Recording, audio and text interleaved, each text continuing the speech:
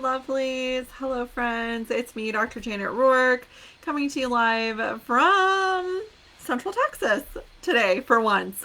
I've been traveling a lot lately, and I'm actually going to Utah on Wednesday for some work. So, I have a couple of announcements for you. If you are hopping on live and you have a question, ask your question below. Comment in the chat. I don't have any pre-loaded questions because I didn't have time to do a post. I just got back from Colorado today. The airport landed at the airport. Didn't have time to do a post. So, but a couple of things I want to, while you guys are getting ready to ask those questions, I have a couple of announcements. One is that tomorrow we have two free events. That one is kind of a week-long online conference that you can sign up for, specifically about dog anxiety and depression from Avaya University. This is the first time ever that they're doing this, and there are 30 plus experts on there, and I happen to be doing the one on essential oils for anxiety in animals.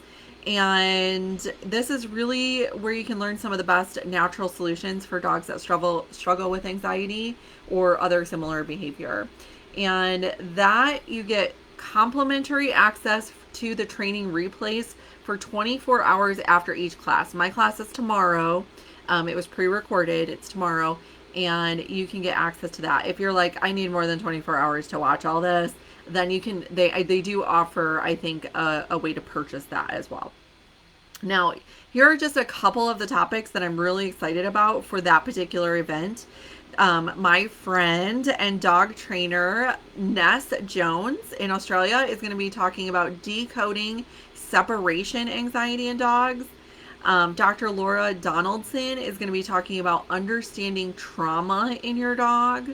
Dr. Zoolittle is going to be talking about how to defeat anxiety at the source, getting to the root cause. And my friend, Dr. Ava Frick, I was actually on her podcast as well. She's going to be talking about the link between minerals and mental health, so specific about nutrition. And Dr. Ela Fishburne is going to be talking about how to unlabel your dog and enjoy life together. So if you have a dog that really struggles with anxiety and stress in their life, this is going to be a full jam-packed conference that you can access online. It's the first step to finding solutions naturally for your dog's anxiety. They're going to be talking about homeopathics, different types of modalities. Essential oils, obviously, is what I'll be talking about tomorrow. Now, if you already registered for the event, keep an eye out for Avaya's emails for specific details about claiming your complimentary access, because they are gonna be the ones that email you, not me. So keep an eye out for that. So that's the first thing that I wanted to tell you about. That starts tomorrow, August 26th. And then the second one is the live Zoom webinar that I'll be doing for dog people. The 7 mistakes dog owners make that might accidentally be hurting their dog is going to be tomorrow at 7 p.m. Central Time. You do need to register to get the Zoom link, and the link for that is in the description here. But it is essentialoilvet.com/dog webinar, and you can actually go to essentialoilvet.com, and it's the first little banner there. You can click on that as well. So that particular webinar, we're going to be talking about common misinformation traps, the top mistakes dog owners make, and how to avoid or fix those mistakes, things that you can implement immediately right away so that you can fix those things or prevent them. And then next steps for whole dog health, meaning it is your last chance to actually get the 50% off, half off the upcoming 7-day Happy Healthy Dog Challenge, which is September 10th through the 16th. So be sure to grab that, register for that webinar to get the 50% off the challenge. The challenge is epic. We always have hundreds of people that are like, oh my gosh, that changed my life. Now the webinar is going to be shorter. It's only about 30 to 40 minutes together, but we're going to help our dogs live their best lives as best we can in that amount of time. If you want to spend more time learning those things, then that's when you need to join the 7-day challenge with me. And those are going to be the trainings are all posted, and then the live is more of a Q&A time for you to ask questions and really, hold on, excuse me, really dig into whole dog health for your dog specifically. And once again, that one is essentialoilvet.com/dog webinar. And there's definitely going to be replays available, but the replay for that webinar is only going to be available for 3 days. So if you can't come tomorrow at 7 p.m., be sure to watch it before the weekend. Don't wait till the weekend because it'll be expired by then. Okay, so those are the two big announcements that I wanted to tell you guys about. Both of those events are free, and both of them are tomorrow, so I want to make sure that you do not miss that announcement. Okay, let's see if we have some live questions here. Mariana says, I have a Boston dog who's 5 years old with elevated liver enzymes. What do you recommend? So the best thing for elevated liver enzymes is actually an herb called milk thistle. You can give milk thistle internally, and there's like a total dose for milk thistle based on the weight of your dog, and I'm not sure how much your dog weighs, so and I'm not going to give you that information. If you want that specific information, be sure to join the membership. The doses and stuff like that are in there. But milk thistle is really good. You can also do the Zendocrine products. Is very good, and juniper berry is very supportive of the liver, as well as copaiba. Now, if you wanted to do a roller bottle with juniper berry and copaiba and maybe a little bit of frankincense, you just do 6 drops of each in a 10 milliliter roller bottle and top it off with fractionated coconut oil. Roll it over the liver 2-3 times a day, and that can be really beneficial. I also like to do a drop of copaiba in their food twice a day for the small dogs like that to really help support their livers, in addition to the milk thistle or the Zendocrine products. Rita Rushing says, is there a remedy for ear hematoma short of drainage through surgery? My cattle dog has one. Yes, so it's about 50-50. The surgery versus a more conservative approach are both effective. Surgery is not a guarantee that it won't recur. A lot of times the surgery is more irritating for some dogs, so they actually are more likely to recur. The biggest thing with ear hematomas is you do need to get one of those headbands for them to hold their ear down so that when they shake their head, their ear doesn't blow up again. So I really like geranium and helichrysum for ear hematomas. You can apply it topically to that. And then, of course, the little headband, the ear band for holding the ears to the head, to put a little bit of pressure on there, and also so if they shake their head, their ears don't come loose, and every time they shake their head, it pops those blood vessels again and can actually make that hematoma worse over and over and over and over again. And that's whether you do conservative treatment or surgery. Now, most of these times, surgery usually does not go well, just in my experience. Now, it can be very helpful in the beginning, especially if you're really worried about how they look. From a cosmetic standpoint, sometimes surgery is the best option, but you're not guaranteed that the dog won't get a little bit of cauliflower ear with surgery, regardless. So, okay. The best thing, though, is pressure and making sure that ear is clean as well. Amy says, my 4-year-old Cocker Spaniel gets anxious with loud noises and trucks along the road, walks and rides, shakes the whole way. What can we do? So there's lots of calming oils, but Amy, I would really suggest you join that anxiety workshop we just talked about. It's totally free. It starts tomorrow. And if you just go to essentialoilvet.com/dog anxiety, that is the link to register for that. You're going to get lots and lots of information about how to support anxious dogs. As far as oils go, for a really quick answer for right now, you can do copaiba internally. You can do the adaptive capsules internally. You can diffuse, adaptive, serenity. You can do balance topically. You can diffuse lavender, petitgrain, rum and chamomile. There's so many calming oils that you can help with anxiousness.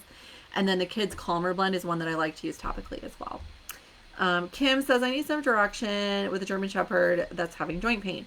So Kim, just on Friday, I did a webinar on joint pain and arthritis. I really suggest you join the membership, even if it's just to watch that webinar. It was so, so good. If you have an hour to spend actually learning about that, you're going to learn so much that's going to be able to set you up for success.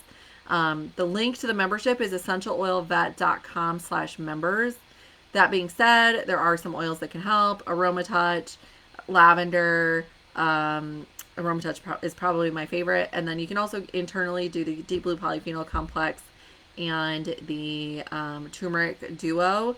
Also internally, frankincense, copaiba, turmeric. Okay, so those would be the kind of like the general things. And we do have a free joint roadmap for you if you want to look at that. If I think I just posted about it. So if you scroll down a few posts, then it'll be in there. It's this really cute dog riding in a car, I think, is for that joint roadmap that's free. And I also really like light therapy for those guys. And if you buy a light therapy device, you can use it every single day, as opposed to just spending a ton of money at the vet to do it, or just, doing acupuncture every 2 to 4 weeks and spending all your money on that. You're going to actually get a lot more benefit if you have it at home and can actually use it. You can also use it on yourself, which is really nice. So those light therapy devices are super, super helpful as well. Prentice says, I have an asthmatic foster cat. I generally diffuse Balance. Is that okay? Yes, that one is okay. Just remember with Balance is diluted. So it has fractionated coconut oil in it. So it's not the best oil to use in your diffuser unless you keep your diffuser really clean. So every time you use it, be sure to clean out that little disc in there so that it doesn't get gunked up because of the fractionated coconut oil that's in there. But yeah, that's totally safe. Donna says, with seasonal cat allergies, cause a 9-year-old cat to throw up. He eats grain-free kibble and wet food, and he only scratches during the summer. It could. There is a definite gut component when it comes to allergies. That's something, Donna, if you're in the membership, we actually have a whole allergy webinar on. Also, I really recommend getting your cat off of kibble and switching only to wet food or a raw food diet only. That really, really helps with these digestive symptoms. Now, there's a lot of different reasons for cats to throw up. It might not be that. It might be something else. So if you're really concerned, getting a vet visit, making sure that it's not something else is probably a good idea. Yeah, awesome.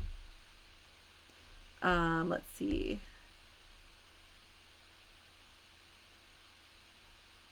Kelly says, what do you recommend for constipation in dogs? Oops. Oh, yes. Carol actually posted the joint support roadmap. Thank you, Carol, for doing that. My team is so amazing. Kelly's asking about constipation in dogs. She strains and nothing comes out. I've done pumpkin. Maybe I'm not giving it up enough or for long enough. So if she really struggles with constipation, you definitely need to give it for a longer amount of time, and maybe even a little bit of coconut oil too to kind of lube things up a little bit. The best thing for constipation is water. So if you're feeding kibble, that is the worst thing for constipation, because basically it has to suck up all the water from the cells and everything she drinks in order just to digest the kibble in the first place. And then, so a little bit of pumpkin, a little bit of coconut oil can help. As far as oils go, I really like Digestin, and you can do that topically diluted on the belly, every 2 hours until she starts to go more normally. Let's see. Brenda says, I have a Shih Tzu who gets diarrhea from time to time. This time it's lasting longer. If I keep her on rice, chicken, and mixed veggies, a quarter of a scoop, she does fine. Do I need to be doing something different with her gentle tummy? I would say you probably need to switch her to a homemade diet as opposed to maybe a commercially prepared food. And it sounds like you're doing that with the rice, chicken, and veggies, and she's doing well. So to me, that says she needs a homemade cooked diet and would probably do really well on that. And so that's probably what I would stick with. And just make sure it's nutritionally balanced by adding in a multivitamin like New Vet Plus. If you want to order that one, just go to nuvet.com and then use code 27702 to check out. All right. Also, Kelly, for your, or not Kelly, but let's see, who is it? Kim, up for the hip dog. Be sure to do a joint supplement like New Joint DS. You can get that from that same company, Nuvet, NUVET.com.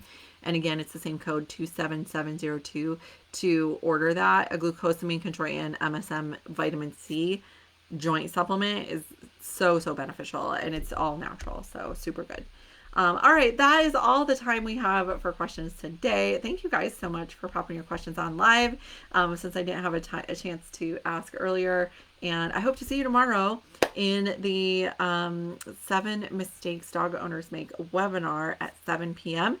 Again, don't forget to register for that, essentialoilvet.com/dog webinar. I'll see you tomorrow. Bye, everybody.